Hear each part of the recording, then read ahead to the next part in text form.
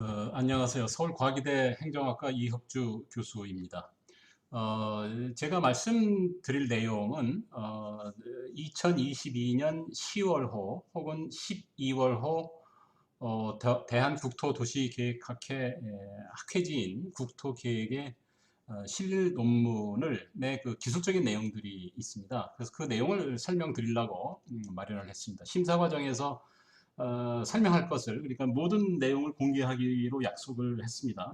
그 이유는 이 주제가 굉장히 논쟁적이고 입장에 따라서 의견이 첨예하게 갈립니다. 그런 만큼 여기서 나오는 이 논문에 실린 내용이 추가 검증이 사실은 필요하다고 생각을 합니다. 그 추가 검증은 독자들이 혹은 관련 연구자들이 해야 될 것이고, 그래서 이 분석 결과가 어떻게 나왔는지 그 자세한 내용을 설명하는 것이 필요하다.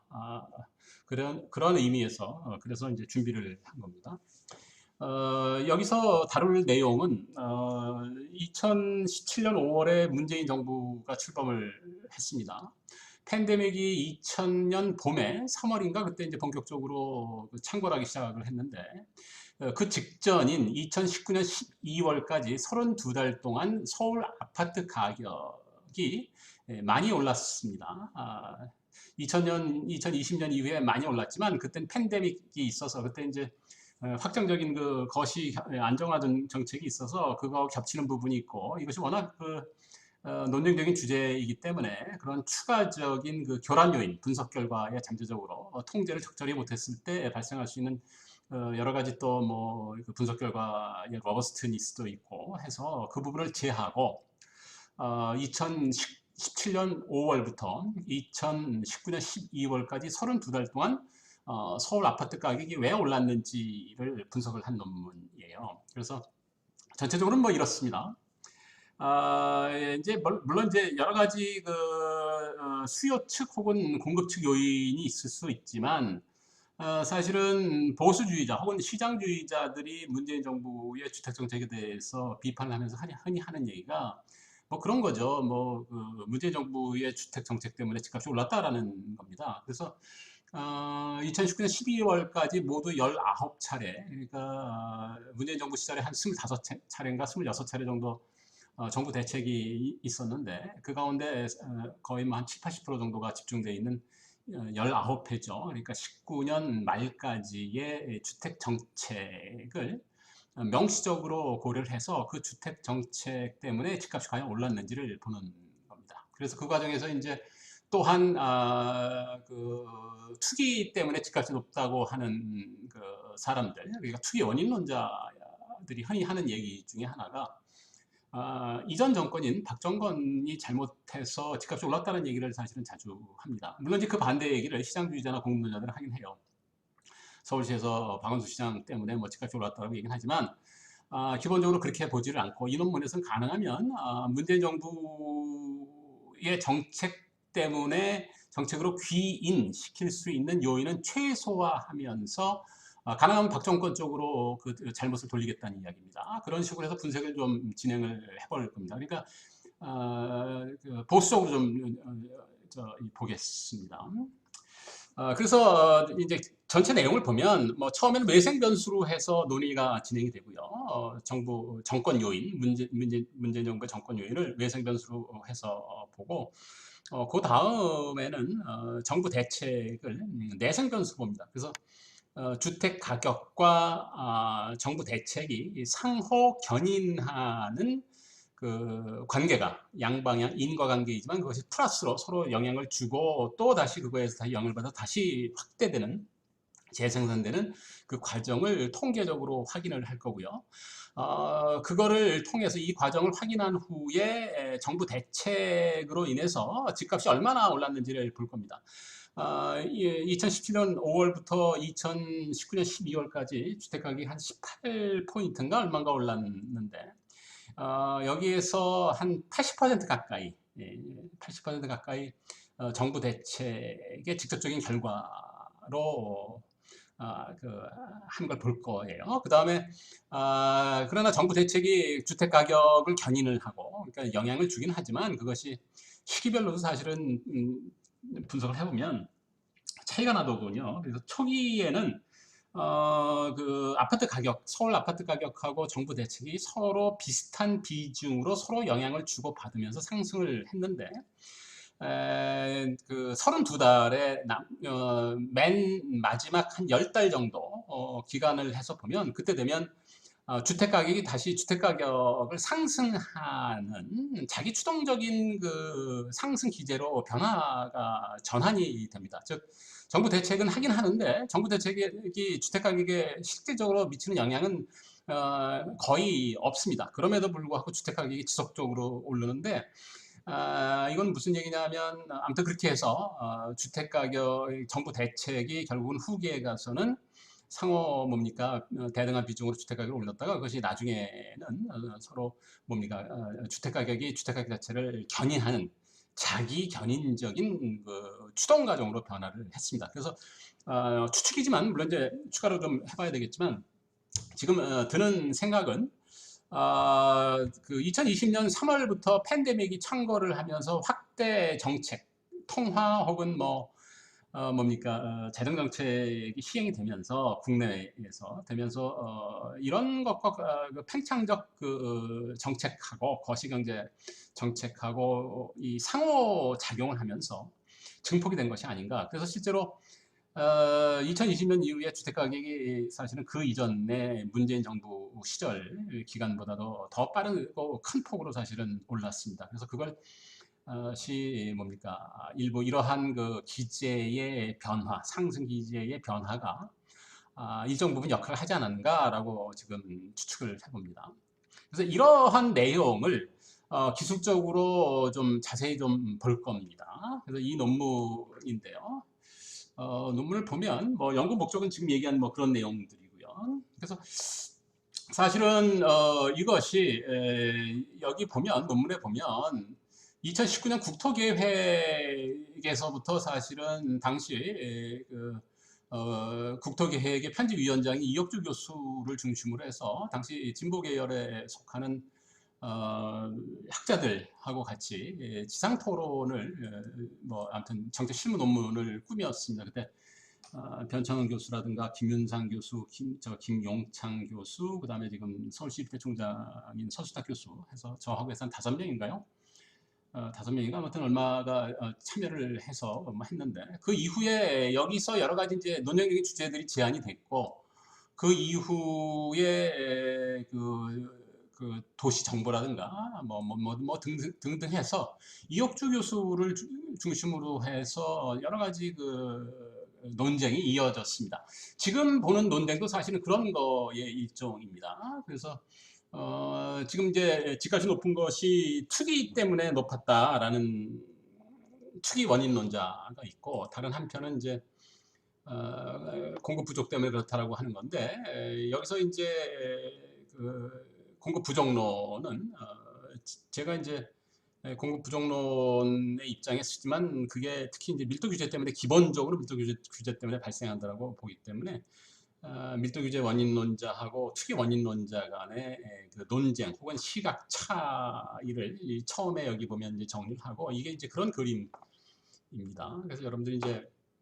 보시면 알게요. 굉장히 첨예하게 다루고, 이 두 그림이 굉장히 다른 의미를 사실은 가지고 있습니다. 문재인 정부에서는 보면 뭐 주택 부분에 변화가 없잖아요. 그러니까 주택 가격이 2019년 12월까지 이렇게 빨간 게 문재인 정부 초기 32달의 집값 추세인데, 이렇게 올랐다는 거는, 이거는 뭐 수급 요인에 별다른 변화가 없잖아요. 이게 주택 보급률 기준으로 해서 보면. 근데 주택 가격이 이렇게 오른 거는, 이거는 투기 때문에 그렇다라고 보는 겁니다. 상당히 설득력이 있어요, 일견 보기에는. 그래서 그럼에도 불구하고 이렇게 오른 것은 그 투기를 적절히, 투기를 억제 대책이 그 정교하게 설계되지 못했기 때문에 그렇다라고 봅니다. 정강수 교수라든가, 그다음에 여기 보면 있습니다. 또 기본적으로 그런 입장이에요. 그래서 이 논문에서 확인할 건 뭐냐, 이건 이제 이혁주 교수의 입장을 뭐 대변하는 건데, 그럼 뭐냐 하면 여기서 검증할 거는 뭐 이런 겁니다. 보면 만약 투기 원인론자의 주장이 맞다면, 문재인 정부의 주택 수요 관리 정책이 충분히 정교하지 못했다고 하더라도 주택 정책이 주택 가격 상승 부분의 대부분을 설명하지는 말아야 된다. 만약 이와 반대로 집값이 올랐을 뿐만 아니라 그 대부분이 정부 대책 때문에 오른 것이라면, 이는 문재인 정부의 주택 그 정책관 기본적인 문제가 있다. 이건 다시 말해서 그 투기 원인론자 그리고 진보계 일반이 가지고 있는 주택 정책 혹은 부동산 정책 간에 기본적인 문제가 있다는 겁니다. 이거를 확인을 하겠어요. 그렇게 확인이 됩니다. 그래서 여기서 보면 뭐 했는데 뭐 이제 여러 가지 뭐 얘기들이 있기는 한데 뭐 대책이 있고 그래서 이거를 모두 다 그냥 더미 변수 1로 처리를 할 겁니다. 이따 이제 내생 변수로 할 때는 왜냐하면 그 투기 원인론자 주택 수요 관리 정책을 추진했던 그 문재인 정부의 사람들은 기본적으로 이런 정책이 투기 억제를 위해서 기본적으로 채택이 됐던 것들입니다. 그래서 여기 뭐 이 주요 대책에 보면 이제 그 안에 세부 대책이 있고 어떻게 이제 인위적으로 자기적으로 이렇게 뭐 분류를 할 수 있겠지만 이것이 기본적으로 동일한 정책 목표를 달성하기 위해서 고안돼서 설계돼서 채택되고 그리고 시행된 정책들입니다. 따라서 똑같은 부여를 할 거예요. 그래서 플러스 1이든 전부 다 채택됐을 때마다 혹은 마이너스 1을 부여하든 합니다. 그래서 편의상 그냥 플러스 1로 다 해서 할 거예요. 그래서 여기서는 DT, 이걸 이제 더미 베리어블 캐피탈 D로 표현하는데 D 괄호 열고 T 괄호 닫고는 플러스 1이 되는 겁니다. 이때 되면. 이때는 이것도 D는 플러스 1이 되는 거고요. 그러면 이게 합친 거 썸입니다. 서메이션, 썸 DT입니다. DT over T가 되는 겁니다. 그러면 그건 이제 ST라고 부르는 건데 이때까지 보면 ST는 2가 되고요. 여기는 3이 되고 4가 되고 뭐 여기는 아무튼 DT는 여기서 뭐 1이 되는 거고요. 쭉 됩니다. 그래서 여기서는 총 이때 되면 19차례를 했으니까 ST는 19가 됩니다.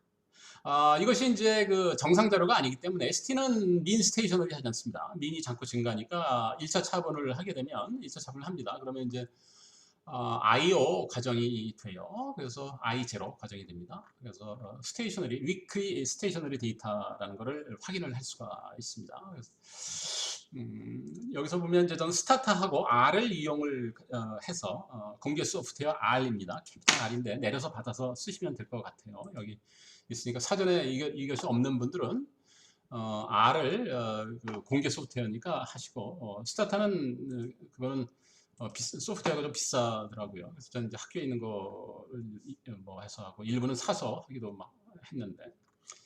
그래서 아무튼 다 플러스 1로 한다. 근데 맨 처음에는 공적분 베타가 나오는 과정이 여기 있습니다.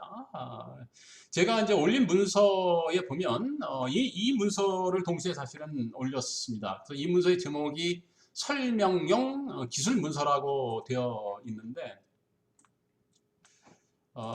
여기 보면 그 문서에 나와 있는 어떤 표나 그림을 그리는데 기본적으로 사용했던 모든 코드들이 있습니다. 여기 기본적으로 이거를 중심으로 해서 코드를 직접 그 입력을 하고 스타타나 R에 하는 뭐 그런 걸 하겠습니다.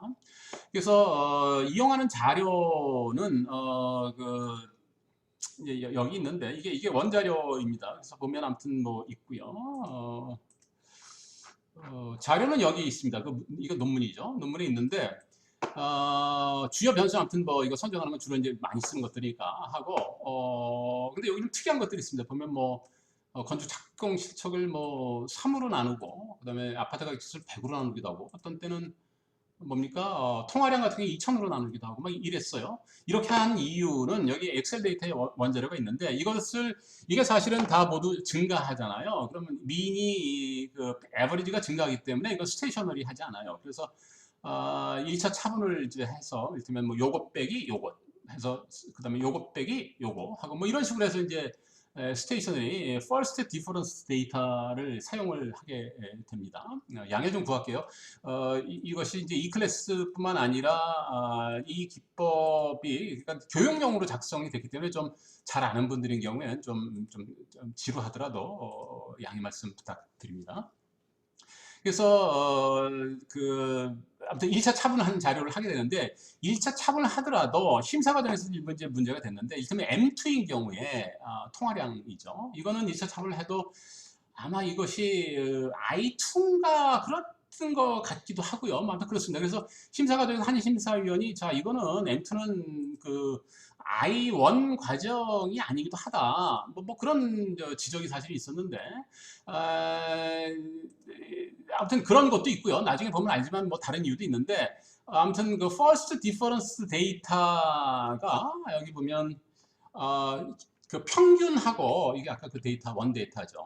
그래서 여기 이제 이게 아무튼 그대로 적은 거고요. 적었고 CD 그대로 적었고 여기서 이건 이제 100을 열을 해줬다는 뜻입니다. 원래 자료에서 이거 보면 나오죠. G6 원자료에서 10을 안 해줬다는 뜻이에요. 그래가지고 그거를 가지고 first difference 데이터를 일단 만들었습니다. 이 화면에 지금 보시는 것이 그 레벨 데이터입니다. first difference 하기 전에 그 자료인데 여기서 보면 전체적으로 대충 한 비슷한 크기가 되죠. 그래서 이렇게 자료를 전처리하는 것이 대단히 중요합니다. 나중에 기회가 되면 또 말씀을 드리는데 그래서 이런 거를 뭡니까 false difference 데이터가 여기서 이제 이렇게 만들어진 거고요. 그래서 여기 나와 있죠. 그래서 여기에서 레벨 슈잇에서 먼저 이렇게 빼가지고 이렇게 만든 건데 이것의 크기가 전체적으로 보면 크기가 대체적으로 비슷한 크기입니다. 그래서 이제 이게 만약에 false difference 데이터라 할지라도 이 크기가 아주 지나치게 많이 차이가 나게 되면 그거로 인해서 상대적으로 그 단위가 유닛이 큰 자료를 중심으로 해서 OLS 계수가 결정이 되기 때문에 거기서 사실은 계수를 추정하면서 그 왜곡이 생길 수도 있습니다. 그래서 그런 걸 막는 데 상당히 효과가 있고요. 나중에 그 ST 변수를 정부 대책 누적 횟수입니다. 그거의 first difference 데이터를 first difference 데이터 하기 전에 ST를 가지고도 그 공적분 벡터를 찾게 되는데 ST 그 값을 누적 횟수를 10으로 나누지 않으면 그래서 그 크기가 대체로 한 1 근처 값이 만약 되도록 하지 않는 경우에 그 공적분 벡터를 찾기가 대단히 어렵습니다. 그래서 이게 사실 크리티컬 스텝이었어요. 결국 보니까. 뿐만 아니라 맨 뒤에 보면 또 그런 굉장히 중요한 시기별 차등 효과를 논하면서 거기서 보면 그 회귀 계수들이 사실은 좀 다소 분석자인 저로서도 좀 의외로 굉장히 유의하게 많이 나와서 흥미로운 사실 논의가 가능했는데 그때 하면서도 이와 같이 여러 가지 이런 사전 조치를 한 것이 유효하지 않았냐라고 좀 추측을 하고 있습니다. 그래서 아무튼 이 과정 상당히 중요하다. 그 논문과 자료의 전처리에 대해서 간략하게 설명을 했습니다.